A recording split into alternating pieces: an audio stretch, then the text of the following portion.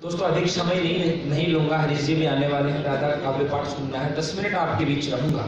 विनती करता हूँ जिनको जाना है वो पहले चले जाएं। जब वंदना हो माँ भारती की तो बीच में कोई व्यवधान पैदा न करे। अभी गजेंद्र जी ने जहाँ बात छोड़ी कि वो नरमुंड कैसे होते हैं, वो कविताएं कैसी होती है, वो लेखनी कैसी होती है, वो प्रेमिका की चाह में मरने वाले लोग नहीं होते। तो मेरी लेखनी किसी प्रेमिका को न पाने की पीड़ा में, मेरी लेखनी किसी प्रेमिका को न पाने की पीड़ा में मरने वाले किसी कायल का अंतिम श्वास नहीं रचती है।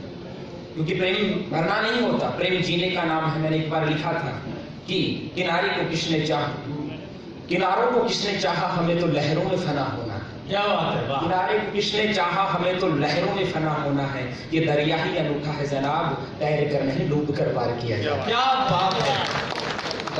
समय मैं लिखता हूँ कि मेरी लेखनी किसी प्रेमिका को न पाने की पीड़ा में मरने वाले किसी कायर का अंतिम श्वास नहीं रचती है। मेरी लेखनी प्रेमिका को न पाने की पीड़ा में मरने वाले किसी कायर का अंतिम श्वास नहीं रचती है। और किसी सुंदरी की सुख सेज का स्वप्न चित्रण कर वासना वाहक हो वृथा वर्ण विन्यास नहीं करती है। किसी सुंदरी की सुख सेज का स्वप्न चित्रण कर वासना वाहक हो वृथा वर्ण विन्यास नहीं करती है।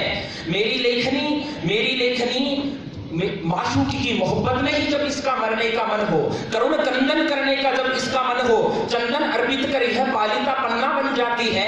और माशूक की मोहब्बत में ही मरने का मन हो तो अस्फाक बिस्मिल की सरफरोशी तमन्ना बन जाती है। वाह माशाअल्लाह, क्या बात है। दोस्तों 4 पंक्तियां और सोचता हूँ आप थक चुके हैं, मैं तालियों के लिए नहीं खाऊंगा, लेकिन वीररस की कविता हो रही है, मुझे भी पता चले कि आप किस जोश में बैठे हो। एक दृष्टांत सुनाता हूँ, अल्फ्रेड पार्क का एक दृश्य पेश करता हूँ। चंद्रशेखर आजाद जिनकी शपथ थी कि हमेशा आजाद रहूंगा, साहब एक घटनाक्रम सौंपता हूं और एक बड़ी गहरी टिप्पणी करता हूं। मुझे पता है संवाददाता बैठे हैं, मैं एक बड़े व्यक्ति के खिलाफ बोलने जा रहा हूं, लेकिन मैं आजकल पॉलिटिकल साइंस भी पढ़ाने लगा हूं, मुझे 19A का पता है, इसलिए मैं अपनी बात करता हूं। चंद्रशेखर आजाद जब अल्फ्रेड पार्क में मुठभेड़ में मारे गए या शहादत उन्होंने दी, उससे पहले वो आनंद भवन से निकले थे। बड़ी गहरी बात कह रहा हूं। उससे पहले वो आनंद भवन से निकले थे, स्टालिन से मिलने रुक जा रहे थे। 3000 रुपए की आवश्यकता थी। भारत के एक बहुत बड़े व्यक्ति जब निकलता था तो हर गेट पे गाड़ियां हुआ करती थी उसको लेने के लिए। उससे मिलने गए थे 3000 रुपए लेने के लिए। उसने कहा कि आप वहां रुकिए, मैं व्यक्ति भेजता हूं। और उसने अंग्रेज ऑफिसर को फोन किया, अंग्रेज ऑफिसर ने अपने गजेटियर में खुद लिखा। हालांकि उस फाइल को नष्ट करने के लिए बाद में आदेश दिए गए, लेकिन तत्कालीन यूपी के मुख्यमंत्री ने वो फाइल बचाई और आज भी लखनऊ के CID ऑफिस में वो फाइल है। अंग्रेज ऑफिसर अपने कुछ सैनिकों सहित पहुंचता है, अल्फ्रेड पार्क को घेर लिया जाता है और गोलियां चलती है। साहब वो महाभारती का लाल 5 गोलियों पर 5 ऑफिसर्स को मार देता है और 6वीं गोली बचती है तो अपनी कनपटी पे गोली चला लेता है चंद्रशेखर आजाद। वो क्या भावना रही होगी, उनकी क्या शपथ रही होगी। 4 पंक्तियां कहता हूं, अंतिम पंक्ति पे आप वो ही उद्घोष करें तो मैं उसी भाव में कविता पढ़ाऊंगा। बिल्कुल स्वागत। वो क्या कहते कि मैं किसी दरिया का नीर नहीं जो मर्यादाओं में बांधा जाऊं, मैं किसी दरिया का नीर नहीं जो मर्यादाओं में बांधा जाऊं। अरे मैं दीनहीन लाचार नहीं जो गैरों के हाथों हाँका जाऊं। अर्जुन जैसे वीरों की वीरत्व विरासत मैंने पाई है, अभिमन्यु के व्यूह भेदन की कथा हर रोज माने लोरी में सुनाई है। ये शीश भले कट सकता है, झुकना इसे मंजूर नहीं होगा। मैं उन्मुक्त गगन का पंछी हूँ आजाद, पिंजरों में बंद होना मंजूर नहीं। क्या बात है, वाह। मैं उन्मुक्त गगन का पंछी हूँ आजाद, पिंजरों में बंद होना मंजूर नहीं होगा। और वो लोग कौन थे? एक गहरा कुंज का कसता हूँ मर्यादा के अंदर कि केवल फूलों का साज सजाने से आजादी नहीं मिलती। फूल का साज सजा के निकला करते थे। कहता हूँ बात कि केवल फूलों का साज सजाने से आजादी नहीं मिलती। अरे रणथल में यौवन की गगरी को छलकाना पड़ता है और बिना खड़क बिना ढाल जंग नहीं जीती जाती। अर्जुन जैसे वीरों को गांडी उठाना पड़ता है। एक गीत चलता कि बिना खड़क बिना ढाल आजादी मिल गई, साबरमती के संत तूने कर दिया कमाल। उस साबरमती के संत का मैं उतना ही सम्मान करता हूं जितना गीत लिखने वाले ने किया। लेकिन साहब ये गीत उन लोगों का अपमान है, याद रखना चाहिए। आजाद हिंद फौज के 60,000 जवानों में से 26,000 जवानों ने शहादत दी थी। ये गीत उनका अपमान करता। तब पंक्ति पढ़ता हूं कि केवल फूलों का साज सजाने से आजादी नहीं मिलती। अरे रणथल में यौवन की गगरी को छलकाना पड़ता है और बिना खड़क बिना ढाल जंग नहीं जीती जाती। अर्जुन जैसे वीरों को गांडी उठाना पड़ता है। अरे जिनके पास खुद पानी नहीं वो क्या पानी देते। पानी का इज्जत भी होता है और उन तथाकथित नेताओं की बात व्हाट्सएप फेसबुक पे आपने फोटो में देखी है। गहरी बात कह रहा हूं। अरे जिनके पास खुद पानी नहीं वो क्या पानी देते। स्वातंत्र वृक्ष के पोषण में रक्त बहाना पड़ता है और भारत के मंदिर में उजियारा करने भगत सिंह जैसों को यौवन दीप जलाना पड़ता है। क्या बात है, वाह, जिंदाबाद। और केवल इतिहासों के अध्याय बदलने से, केवल इतिहासों के अध्याय बदलने से जनता में कोई चाचा बाबा नेता नहीं हो जाता। अरे चरित्रता हिम शिखरों की भांति जिनका ऊंचा, ऐसे सुभाष को नेताजी नाम से नवाजा जाता है। ऐसे सुभाष को नेताजी नाम से नवाजा जाता है। अभी राजस्थान में एक बहुत बड़ा घटनाक्रम घटा महारानी पद्मिनी को लेकर। उसमें मेरी कविता, हालांकि काफी क्लिष्ट कविता है, लेकिन पढ़ने का आप सुधी श्रोता बैठे हैं। आप झांसी की रानी ऐसी कविताएं क्लिष्ट होते हुए भी मन में, जहन में उतर जाती है। उस समय अभी बंसाली ने कोशिश की महारानी पद्मिनी के चरित्र को गलत दर्शाने की, और ये कोशिश पहली बार नहीं हुई साहब। अब मैं कुछ गहरी बातें करता हूँ, जिम्मेदार लोग बैठे हैं, तालियों की बजाय एक वस्तुनिष्ठ पर बात करता हूँ, मैं समष्टिगत बातें करता हूँ। बाजीराव मस्तानी फिल्म आई, हम सब ने चटकारे लेकर के देखी, काफी लोगों ने डीपी लगाई, काफी लोग फेमस बातें करते हैं उसकी। साहब उस समय हमने विरोध नहीं किया। यदि उस समय हम विरोध करते तो बंसाली की यो बात नहीं थी कि महारानी पद्मिनी के चरित्र के साथ खिलवाड़ करने की कोशिश करता। बाजीराव को क्या दिखाया गया? मराठा साम्राज्य के एक बहुत बड़े व्यक्ति को मात्र एक आशिक बता दिया गया, और मस्तानी को महाराजा छत्रसाल की बेटी दिखाया गया। बड़े लोग और हिंदी साहित्य की समृद्ध परंपरा के एक बहुत बड़े कवि हुए हैं भूषण। भूषण ने केवल दो लोगों की बात की है, छत्रपति शिवाजी महाराज और छत्रसाल बुंदेला।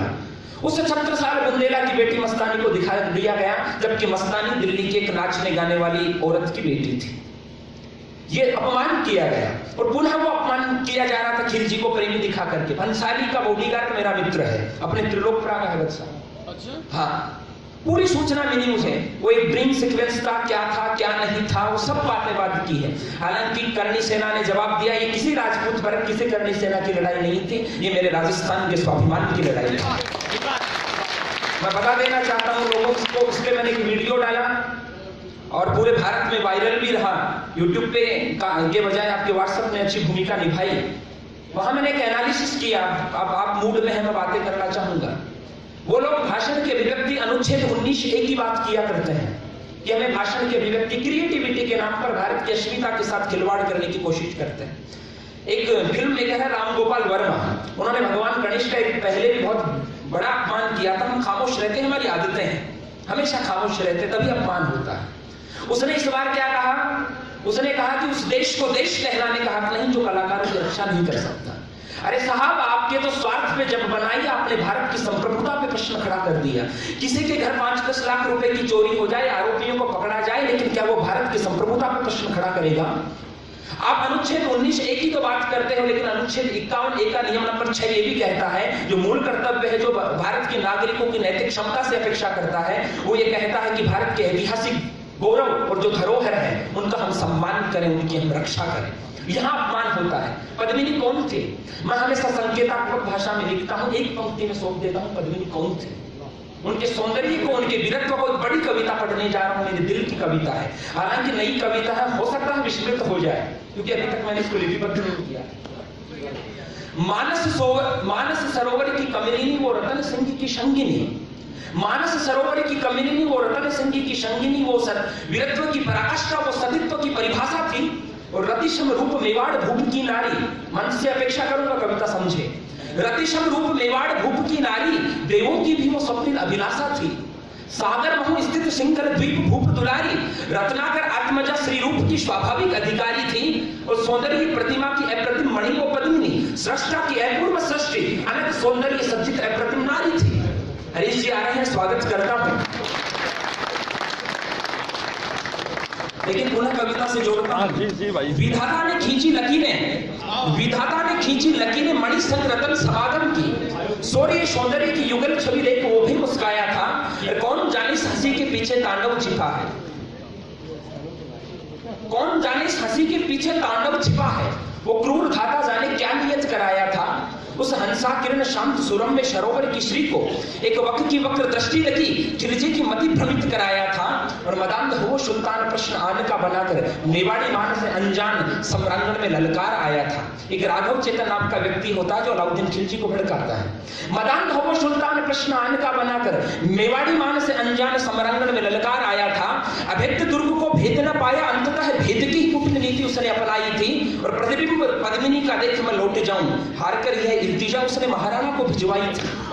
हारकर यह इल्तिजा उसने महाराणा को, मैंने इल्तिजा शब्द का प्रयोग किया उर्दू के लिए। हारकर यह इल्तिजा उसने महाराणा को भिजवाई थी। और सुल्तान को मेहमान मान दिया महारावल ने। रूपक की छटा देता हूं।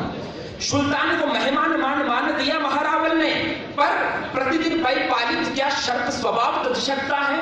शर्त को कितना ही दूध पिला दो स्वभाव नहीं बदलता, पर प्रतिदिन पालित शर्त स्वभाव तज सकता है। और खिलजी ने छल कर मलिन रक्त का परिचय दिया, तो क्या मेवाड़ी रक्त रत्नाकर में उबाल रुक सकता है?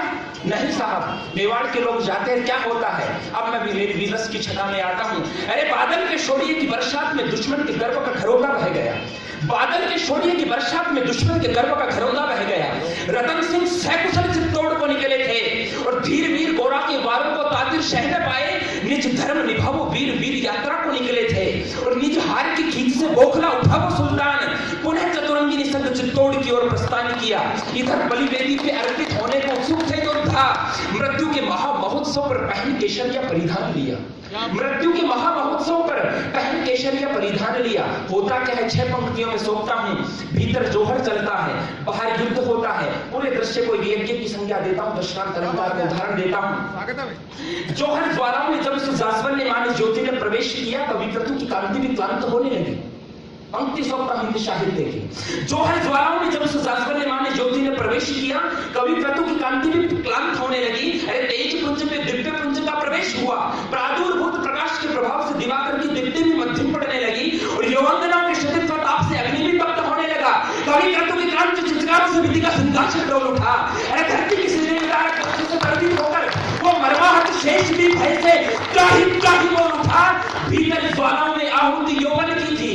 भीतर ज्वालाओं में आहुति यौवन की थी। बाहर युद्ध ऋषियों का अविरल हर हर का मंत्रोच्चार था। रणचंडी भर पर खप्पर रक्त सोम का पान करती। रणचंडी भर पर खप्पर रक्त सोम का पान करती। राजसूय अश्वमेध की परंपराओं से बलिदान यज्ञ महान था। जब तक थी शरीर में रक्त की अंतिम बूंद, केशरिया का मान बढ़ाते रहे। जब तक थी शरीर में रक्त की अंतिम बूंद, केशरिया का मान बढ़ाते रहे। और मेवाड़ी मान पर इछलाकर वो दीवाने निछावर में जीवन धन लुटाते रहे। और आज गजब गजब दीवानों की दिल्लगी देखकर देवता खुद के देवत्व पर शर्माते रहे। ऐसा मेवाड़ जब अपमान किए करते हैं। और आगे लिखता हूं कि कभी तक केशपासों की शगनता अधरों की गहरी लाली। पद्मिनी के सौंदर्य का चित्रण करता हूं। कभी तक केशपासों की शगनता अधरों की गहरी लाली। अरे जिस पर भ्रमित होकर भवरेगी थे मंडराने को मचलते। निज संज्ञा सदृश स्वाभाविक थी कोमलता। जिस नाजुक तन को कभी आभूषण भी भारी लगते। कैसे सह लिया होगा स्वामी ने ताप आग का। एक करुण दृश्य पेश करता हूं। कैसे सह लिया होगा स्वामी ने ताप आग का। महल की मुंडेर पर बैठा हीरामणि आदिवासी।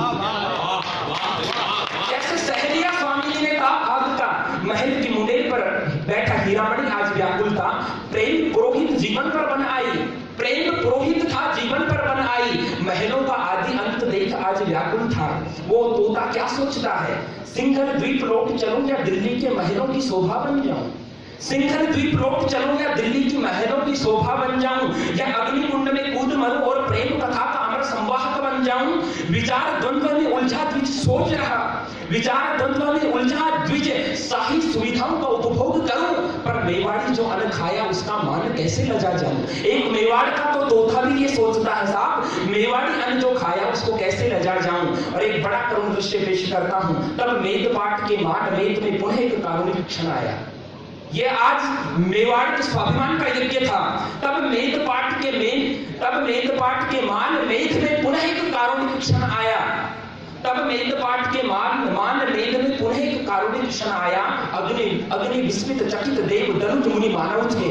अग्नि विस्मित चकित देव दनुज मुनि मानव थे।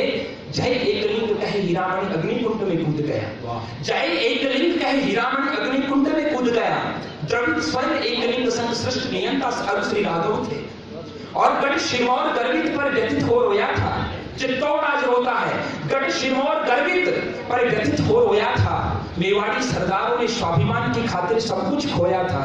वीरान वीथियां थी जो कल गुलजार हुआ करती, वीरान वीथियां थी जो कल गुलजार हुआ करती, लगता लंबे अरसे से काल यही करवट लेकर सोया था। हे यशस्विनी हे पद्मिनी, हे यशस्विनी हे पद्मिनी, हम नत है सम्मुख तेरे। अंतिम पंक्ति सोचता हूं, हे यशस्विनी हे पद्मिनी, हम नत है सम्मुख तेरे। तुम स्वाभिमान हो, मान हो, अभिमान हो, दम्भ हो राजपुताने का। बहती धमनियों में जोहर जो बहती धमनियों में ज्वालाएं धधक उठती है जब स्मरण होता उस गौरवशाली जोहर का, उस बलिदानी केसरिये बाने का। साहब जब इनका अपमान होता है तब बोलना जरूरी हो जाता है। हालांकि मानता हूं कविता काफी क्लिष्ट थी, लेकिन मैंने अपने भाव को व्यक्त करने का कोशिश किया है। और 2-4 पंक्तियां, चलो हरीश जी आगे 4 पंक्तियां सौंपता हूं दोस्तों, और एक घटनाक्रम सौंपता हूं कि जरा पूछो लाल किले की उस प्राचीर से, जरा पूछो लाल किले की उस प्राचीर से जिसने देखी है रक्त की वो तासीर, जिसमें देशभक्ति के ज्वार का जलजला उठा करता है। अरे जरा गौर करो दीवान की ओर, वो पत्थरों पर नहीं फतेह सिंह जोरावर के शरों पर टिकी है, जिस पर गर्वित होकर उन्मुक्त गगन में गर्वित तिरंगा लहराया करता है। क्योंकि अतीत के गलियारे में एक वो भी गौरवशाली वक्त हुआ था। हिंदुस्तानी बगिया का सिंचन जब शहीदी रक्त से हुआ था और आने हिंद बचाने कुर्बानियों का मेला लगा था। स्वाधीनता दीवानी को ब्याहने दिलबरों का रेला चला था, स्वाधीनता दीवानी को ब्याहने दिलबरों का रेला चला था। भारत जय बोलो, भारत माता की।